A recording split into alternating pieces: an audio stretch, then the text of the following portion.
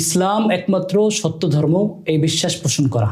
ইসলাম একমাত্র সত্য ধর্ম, ইসলাম ছাড়া যত ধর্ম আছে সবগুলো মিথ্যা, এই বিশ্বাস পোষণ করা এবং এই বাস্তবতায় বিশ্বাস করা। ইসলাম ধর্ম পালনে মুক্তি, অন্য কোনো ধর্ম পালনে মুক্তি নেই, এই বিশ্বাস পোষণ করা এবং এই বিশ্বাস লালন করা ইমানের দাবি।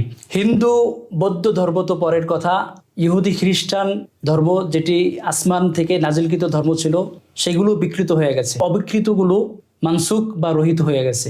তাই ইসলাম ধর্ম ছাড়া অন্য কোনো ধর্ম পালনে আখিরাতে মুক্তি নেই, এই বিশ্বাস পোষণ করা ইমানের দাবি। রোগ নিরাময়ে ডেট হবার ওষুধ অকার্যকর, ঠিক তেমনি এগুলো এখন অকার্যকর হয়ে গেছে। ডেট হবার ওষুধ বিক্রি করা অপরাধ, সেই ওষুধ খেলে ক্ষতির সম্মুখীন হতে হয়, তাই সেগুলো বিক্রি করা যায় না। ঠিক তদ্রূপ এই ধর্ম যেগুলো মানসুখ হয়ে গেছে সেগুলো এখন প্রচার করাটা নৈতিকভাবে অপরাধ হিসাবে সাব্যস্ত হবে। এখন কেউ যদি বলে ইসলাম সত্য ধর্ম, অন্য ধর্ম সত্য, তাহলে তো সে মুমিন থাকবে না। এমন এইভাবে কেউ যদি বলে আমি আমার ধর্ম মানলাম, ইহুদি ধর্ম মানলো, খ্রিস্টান ধর্ম মানলো, হিন্দু তার ধর্ম মানলো, সমস্যা কি? প্রত্যেকেই যার যার ধর্ম মানবে, এটার সমস্যা কোথায়?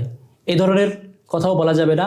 এটা বললেও আমি পক্ষান্তরে অন্য ধর্মগুলো সঠিক এটা মেনে নিলাম, ইমানের জটিলতা চলে আসবে। আল্লাহ তাআলা সূরা আলে ইমরানের 19 নং আয়াতে বলেছেন ইন্দাদ্দীনা ইনদাল্লাহিল ইসলাম।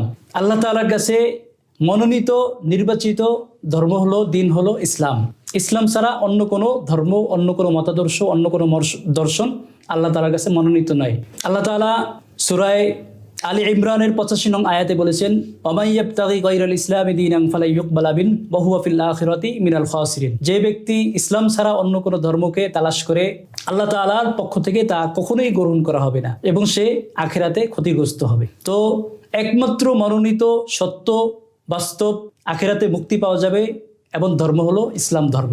অন্য সব ধর্ম এক তো অবিকৃত হয়ে গেছে, আর অবিকৃত অবস্থায় থাকলেও সেগুলো মানসুখ হয়ে গেছে, সেটা পালনের মধ্যে কোনো মুক্তি নেই, নাজাত নেই।